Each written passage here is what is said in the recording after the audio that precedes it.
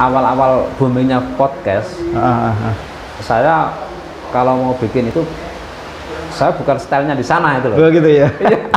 Saya nggak punya style begitu. Akhirnya saya bikin.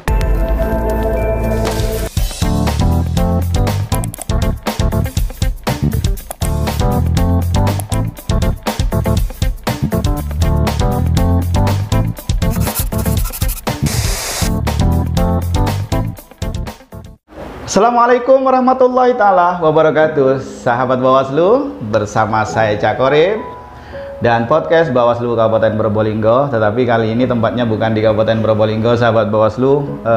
Kita sengaja datang ke kantor Bawaslu Kota Malang untuk bisa bersua dengan Bapak Ketua Bawaslu Kota Malang, karena ada banyak hal yang ingin kita gali dan ingin kita sampaikan kepada sahabat Bawaslu tentang program-program yang menarik yang ingin kita share kepada sahabat Bawaslu. Dan memang sebenarnya Bawaslu se-Jawa Timur itu banyak program-program yang dijalankan pasca pemilu untuk meningkatkan pengembangan pengawasan partisipatif. Tetapi ada di di Kota Malang, di Bawaslu Kota Malang ini ada program yang memang sudah dijalankan sejak tahun awal 2019. Oke, tentang program apa dan bagaimana kita tanya langsung kepada beliau ya, sahabat Bawaslu. Beliau adalah Ketua Bawaslu Kota Malang. Assalamualaikum warahmatullahi wabarakatuh. Waalaikumsalam, Cak Korib. Kang Alim, luar biasa. Kang Alim, nama lengkapnya Kang Alim? Alim Mustafa. Alim Mustafa, ya. Embel-embelnya aja, Kang. Ya, kalau perlu SSMAP lah. Oh, MSOS MAP ya, luar biasa. Kang Alim, saya banyak baca profil Kang Alim, saya melihat unggahan medsos Kang Alim yang suka nulis. Memang latar belakangnya Alim apa sih? Ya, pada dasarnya semua orang kan suka nulis. Oh gitu ya. Kalau sekarang itu orang suka nulis kan di WA sama di Facebook ya. Tapi kalau dulu kan belum ada. Belum. Nah, waktu itu mulai masih mahasiswa itu saya senangnya memang baca ya. Baca sama kegiatan di alam. Nah ini kebiasaan saya mulai mahasiswa. Jadi ketika masih S1, uang itu habis banyak hanya untuk beli buku dan kaset lagu-lagu rock seperti itu. Oh ya. Nah dari situ kemudian pasca reformasi itu bingung ngapain setelah kuliah mau ngapain ini. Akhirnya suatu hari saya ikut satu program pelatihan menulis lah. Iya. Di Malang Post waktu itu di Contoh Media. Cuman sehari. Karena ada program kemudian saya ikut. Kok ternyata tulisan saya waktu itu terpilih sebagai tulisan terbaik kemudian dimuat di sana. Nah, ternyata asik gitu. Oh iya. Ada kebanggaan meskipun wah tulisan saya dimuat di media ya cukup terkenal di Malang lah gitu. Nah dari situ kemudian menjadi mulai tertarik untuk menuangkan semua ide itu di tulisan. 3 bulan kemudian ada nasib agak bagus atas perantara alumni Jaringan Sekolah Demokrasi. Saya itu diminta jadi kontributor dari KID Jakarta dan NIMD Belanda. Apa itu Kang? KID dan NIMD ini penyelenggara sekolah demokrasi di 18 negara. Nah kemudian pada pemilu 2009 NIMD itu bikin program menulis bagi program semacam portal terkait berita-berita pemilu. Nah ini menarik, tapi konsepnya citizen journalism. Nah ini ternyata tantangannya berat. Saya baru bisa nulis belum lancar, kemudian diminta jadi kontributor di Jawa Timur dengan model tulisan features. Nah ini berat. Acuannya media-media nasional. Tapi dari situ saya merasa tertantang. Akhirnya selama 3 bulan saya bergelut, kemudian mendapatkan sesuatu yang saya cukup seneng lah, karena tulisan-tulisan saya diapresiasi oleh banyak pembaca waktu itu yang belum begitu masif dalam media online ya. Ternyata tulisan-tulisan saya banyak diminati dari Jaringan Sekolah Demokrasi itu. Itu sejak itu kemudian saya ternyata menulis itu menarik, asik, dan ada yang mengapresiasi. Belajar sebentar, kemudian ada kesempatan dan ternyata itu menjadi apa ya, akhirnya semacam apa, kalau orang Jawa keranjingan nulis. Iya, dan kemudian maka setiap hari ketika satu pasti ngedep laptop. Kang Alim punya semacam apa itu, blogspot atau apa di web itu ya? Nah khusus. iya, jadi pasca itu kemudian saat masuk di penyelenggara, kemudian apa yang harus saya lakukan ketika saya jangan sampai apa hobi nulis ini hilang. Akhirnya saya bikin website. Website yang ya kemudian filosofinya bagaimana website ini bisa mengantar ide saya. Akhirnya saya tulis aja websitenya alimustafa.com itu aja. Iya, saya sering lihat itu. alimustafa.com itu. Sampai sekarang kan ya? Ya, dari situ kemudian juga saya pernah menginisiasi di salah satu kelurahan. Saya bina Karang Taruna, saya pikirkan koran zaman 2010. Koran yang kemudian itu konsentrasinya adalah citizen journalism dan positive journalism. Itu sebagai perlawanan waktu ide saya bagaimana media itu berkontribusi pendidikan kepada masyarakat. Betul. Akhirnya Karang Taruna saya pilih beberapa orang, saya latih untuk menulis, kemudian kita bikinkan koran cetak.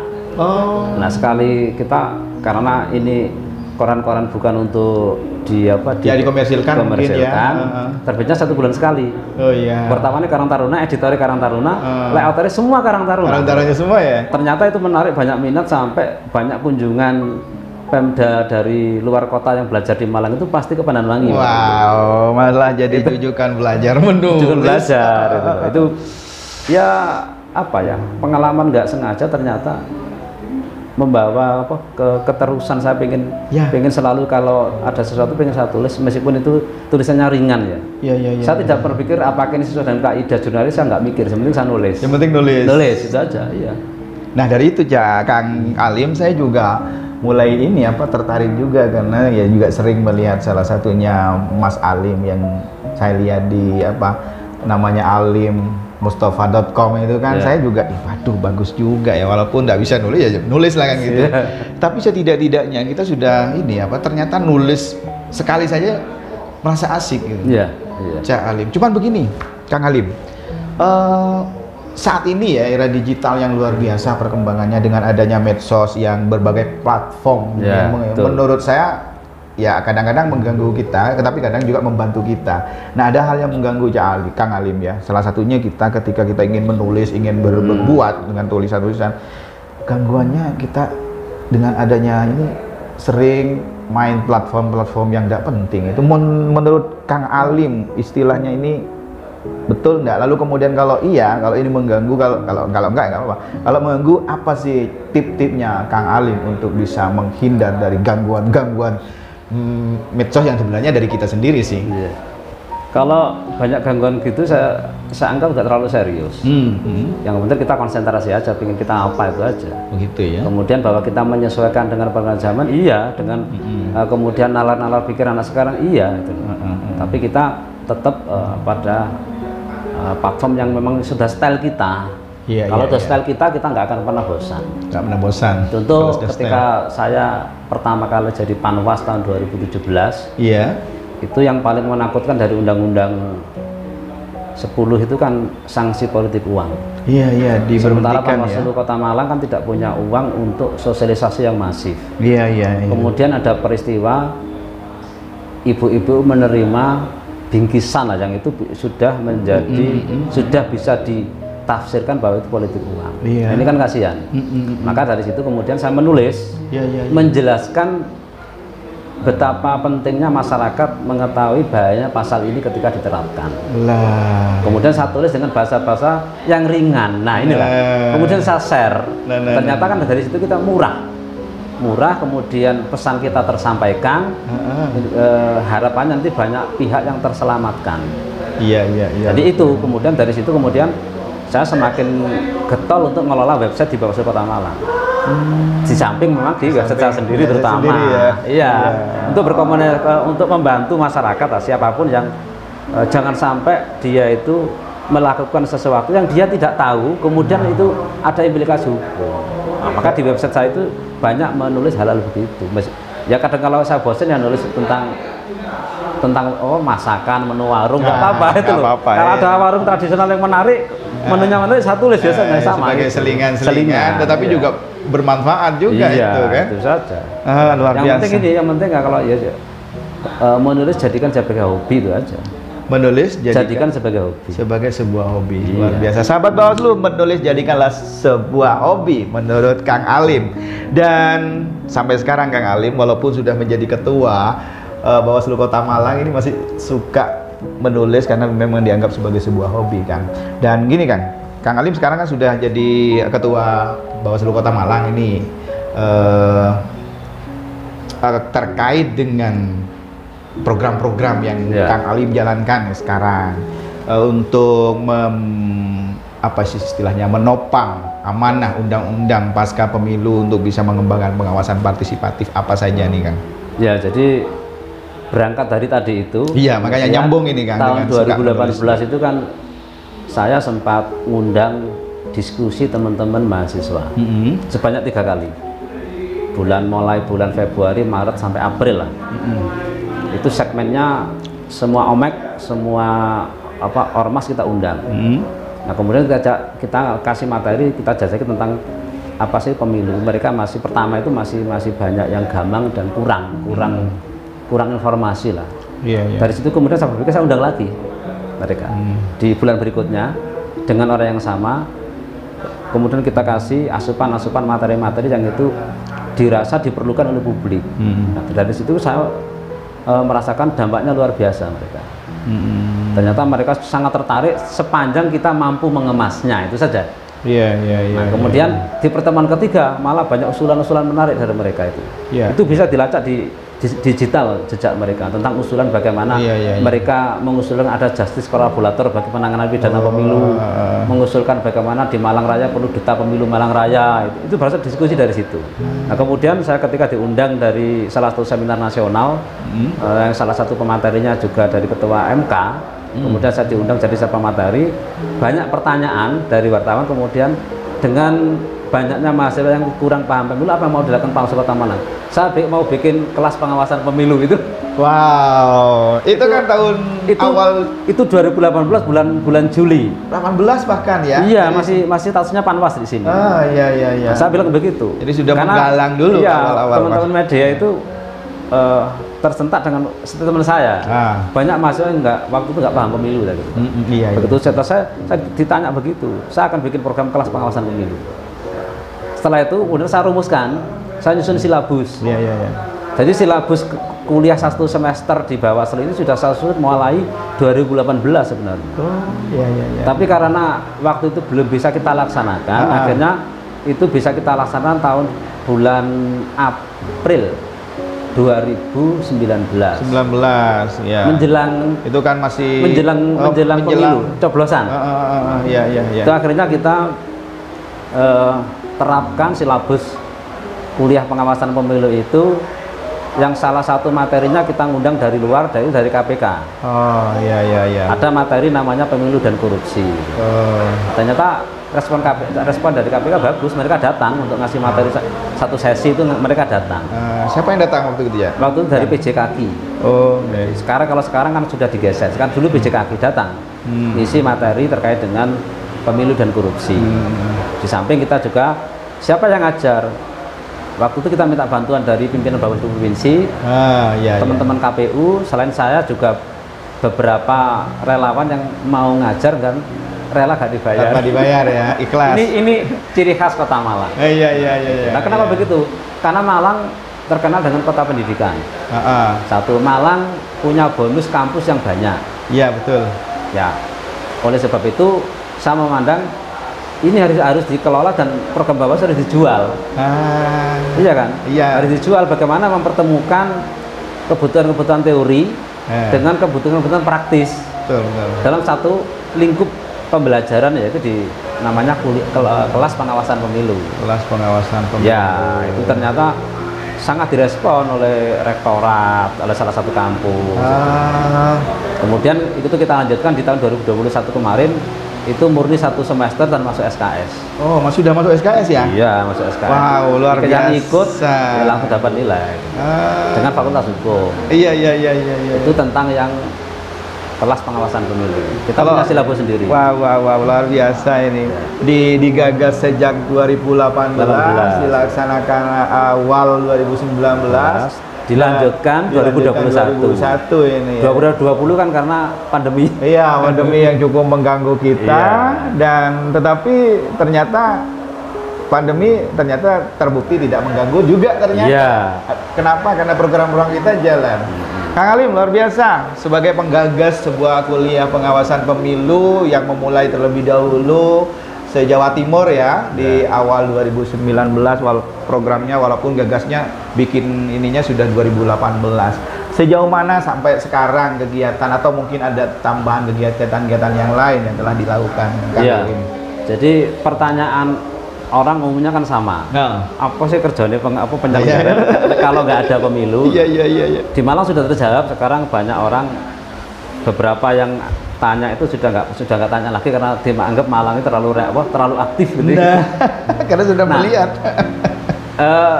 Sebenarnya begini, jadi kita sudah dipesani oleh pimpinan Bawaslu RI provinsi bagaimana kita punya kontribusi besar terhadap masyarakat meskipun nggak ada pemilu.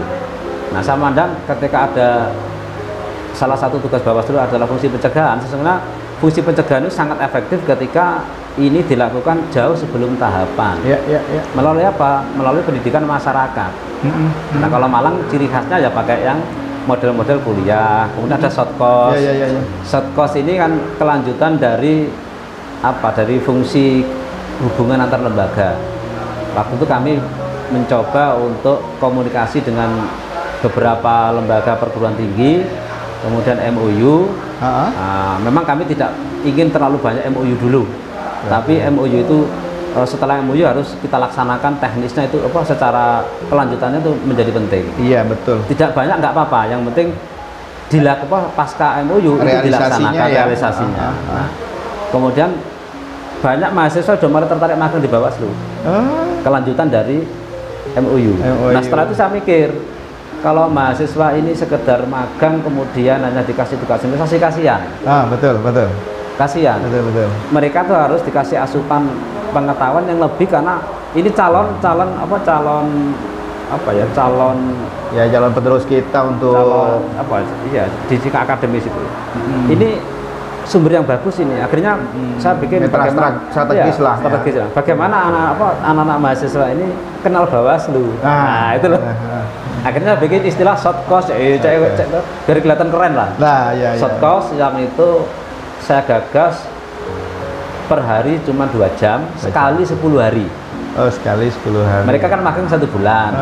Kita kasih tugas kantor, oke. Kemudian setiap hari kita culik 2 jam sampai 3 jam. Untuk kita kasih materi Bawaslu itu apa.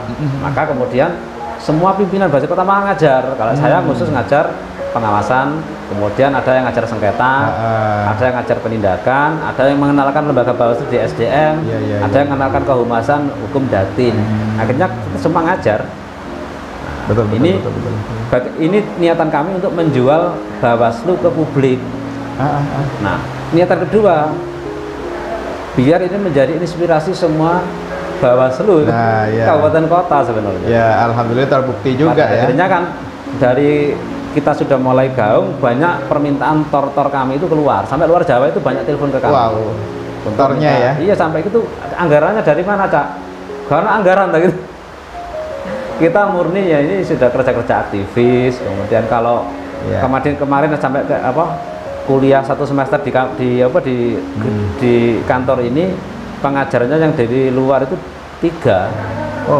Dari luar ya? Iya. Beliau hadir sendiri atau secara hadir ke sini? Ada yang dokter ngajar sini dan mereka rela nggak dibayar. Luar biasa. Kontribusinya itu yang katanya ya kalau itu sulit, Cak. Ya kalau sepanjang kita mampu komunikasi, ternyata Malang Kota bisa gitu kan. Nah, itu short course. Betul sekali. Kemudian bagaimana program short course ini tidak mubazir informasinya. Iya. Selain ditulis di website, kemudian saya wadai di Siwas TV. Malang Kota sengaja waktu itu awal-awal boomingnya podcast.